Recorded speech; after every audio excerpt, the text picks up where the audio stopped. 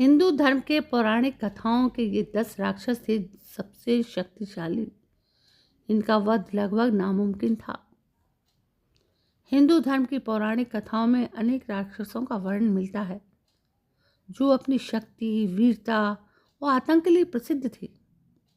लेकिन उन राक्षसों में से कुछ ऐसे राक्षस थे जो बहुत शक्तिशाली थे और जिन्हें हराना लगभग नामुमकिन था। तो चलिए आज जानते हैं ऐसे 10 राक्षसों के बारे में। पौराणिक कथाएं बिना राक्षसों के पूरी नहीं होती, पर उनमें से कुछ राक्षस ऐसे थे जिनका जिक्र बहुत ही अलग तरीकों से किया जाता है क्योंकि उनकी शक्तियां खास थीं। इन राक्षसों के संहार के लिए तो कई बार भगवान को ही अवतार लेना पड़ा। तो चलिए पौराणिक कथाओं के इन 10 राक्षसों के बारे में जो बेहद शक्तिशाली थे जानते हैं। रावण के बारे में पहले करते हैं बात। रावण कौन नहीं जानता, वो न केवल शक्तिशाली था बल्कि बहुत ज्ञानी भी था। लंकापति रावण ने उस समय के त्रिदेवों को छोड़ इंद्र, यम, वरुण जैसे 30 देवों, यक्षों तथा दैत्यों आदि को पराजित कर तीनों लोकों पर विजय प्राप्त कर ली थी। रावण 10 सिर और 20 भुजाओं वाला राक्षस था। माता सीता का हरण उसकी मृत्यु का कारण बना और वो भगवान राम के हाथों युद्ध में मारा गया। दूसरा है हिरण्यकश्यप। हिरण्यकश्यप एक अत्यंत शक्तिशाली राक्षस था जिसने भगवान ब्रह्मा से वरदान प्राप्त किया था कि उसे कोई भी देव, असुर, गंधर्व, नर और पिशाच ना मार पाए, किसी अस्त्र शस्त्र से उसकी मृत्यु ना हो पाए। बाद में भगवान विष्णु के भक्त प्रहलाद को मारने का प्रयास किया।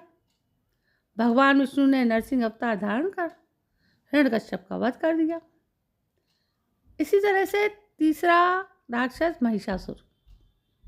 महिषासुर एक भैंसे का रूप धारण करने वाला राक्षस था जिसने देवताओं को पराजित कर स्वर्ग पर अधिकार कर लिया। देवी दुर्गा ने महिषासुर का वध किया और उसे पराजित किया। चौथा है दुर्गमासुर। अपने पिता की मृत्यु का प्रतिशोध लेने के लिए उसने दिव्य शक्तियों से चारों वेद चुरा लिए क्योंकि उसे लगता था कि उसके पिता की मृत्यु देवी हस्तक्षेप से ही हुई थी।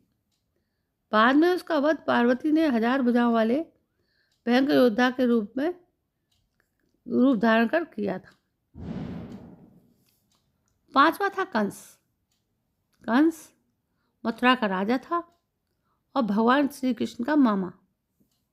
उसने न केवल अपनी प्रजा पर बल्कि अपनी बहन पर भी अनेक अत्याचार किए और भगवान कृष्ण ने आखिर में उनका वध किया था। छठा है रक्तबीज।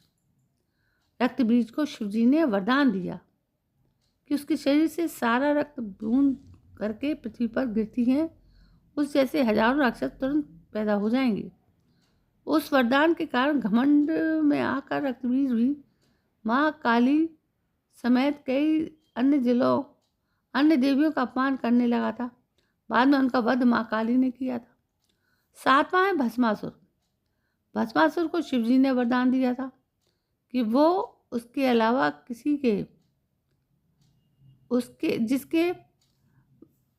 भस्मासुर को शिवजी ने वरदान दिया था कि वो जिसके सिर के ऊपर हाथ रखेगा वो नष्ट हो जाएगा। पार्वती को पाने के लालच में भस्मासुर शिवजी के सिर पर ही हाथ रखकर उन्हें भस्म करना चाहता था, लेकिन बाद में श्री कृष्ण ने उसे छल से मारा। आठवां है अंधक। अंधक का नाम जन्म माता पार्वती के पसीने से हुआ था। भगवान शिव ने उस बच्चे को दैत्यराज हिरण्याक्ष को दे दिया था। अंधक ने ब्रह्मा जी से अपना वध न होने का एक जटिल वरदान मांगा था, लेकिन बाद में वो माँ पार्वती पर ही मोहित हो गया और यही बेवकूफ़ी उसकी मृत्यु का कारण बनी। बाद में अंधक का वध भगवान शिव ने अपने त्रिशूल से किया था। नवा राक्षस है सुबाहु। सुबाहु एक राक्षस था जिसने विश्वामित्र के यज्ञ को नष्ट करने का प्रयास किया था।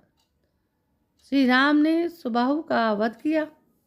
धूम्रलोचन था एक राक्षस। जिसने देवी दुर्गा के साथ युद्ध किया और मारा गया। वो महिषासुर का सेनापति भी था। तो दोस्तों, ये थे 10 राक्षस जो हमने अभी सुने। इनके बारे में बहुत कुछ पता करके आप इस चीज़ से फ़ायदा उठा सकते हैं।